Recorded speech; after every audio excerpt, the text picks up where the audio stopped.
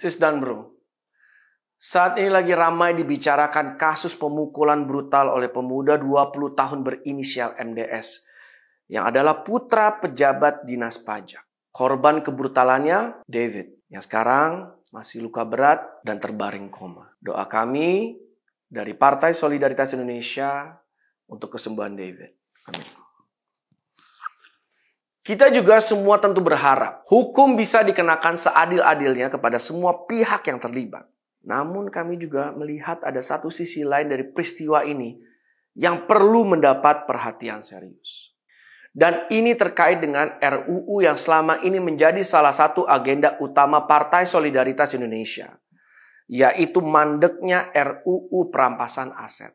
Untuk itu, pertama-tama, kami ucapkan terima kasih kepada netizen yang detail dan budiman. Netizen rupanya cukup jeli dan detail dalam menggali sisi lain peristiwa sadis tersebut. Ketika berita awal peristiwa ini mencuat, ada netizen yang sengaja salah fokus dengan kendaraan yang dikendarai tersangka pelaku.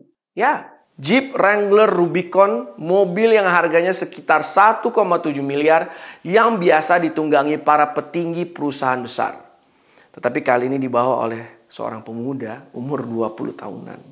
Setelah ditelusuri media sosialnya, tersangka MDS memang sering flexing kekayaan seperti mengendarai motor Harley Davidson yang harganya ratusan juta. Usut punya usut, ternyata orang tua tersangka yang bernama Rafael Aluntri Sambodo adalah seorang pejabat eselon 3 di Ditjen Pajak. Bukan netizen namanya kalau cuma berhenti di situ saja. Laporan harta kekayaan penyelenggara negara dari orang tua tersangka MDS itu pun mulai dibongkar.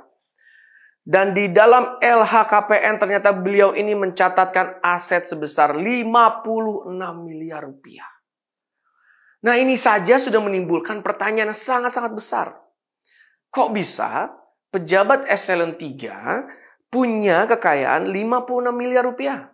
Dan ternyata lagi, mobil Rubicon dan motor Harley itu tidak disertakan dalam laporan kekayaannya. Ironisnya, pajak kedua kendaraan tersebut nunggak, padahal yang punya orang pajak. Anyway, ada kabar lagi nih dari PPATK bahwa lembaganya telah melaporkan transaksi mencurigakan di akun Rafael sejak tahun 2012. Dan sampai detik ini belum ditindaklanjuti aparat penegak hukum. Inilah yang menjadi soal. Transaksi yang mencurigakan itu biasanya mengindikasikan adanya korupsi atau tindak pidana yang berkaitan dengan ekonomi. Kalau tidak segera ditindak, maka uang hasil tindak pidana tersebut bisa lari kemana-mana. Uang korupsi bisa berubah menjadi aset yang bersih. Itulah kenapa praktek itu dinamakan tindak pidana pencucian uang. Kalau PPATK sebenarnya memiliki bukti yang kuat, kerugian negara yang lebih besar bisa dicegah dengan cara merampas aset-aset haram. Sayangnya, tindak lanjut dari laporan PPATK masih sangat bergantung kepada aparat penegak hukum. Hal ini terjadi karena penegak hukum memproses orangnya terlebih dahulu, bukan asetnya.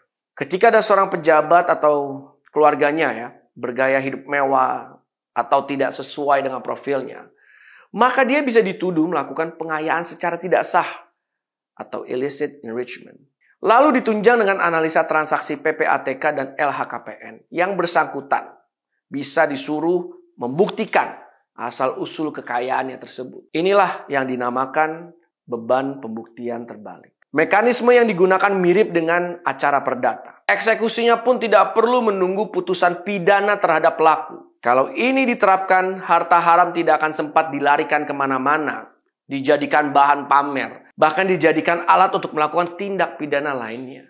Undang-undang perampasan aset sangat diperlukan, bukan hanya untuk mengejar hasil tindak pidana, tapi juga untuk memberi efek jera. Partai Solidaritas Indonesia berharap RUU perampasan aset ini dapat segera dituntaskan.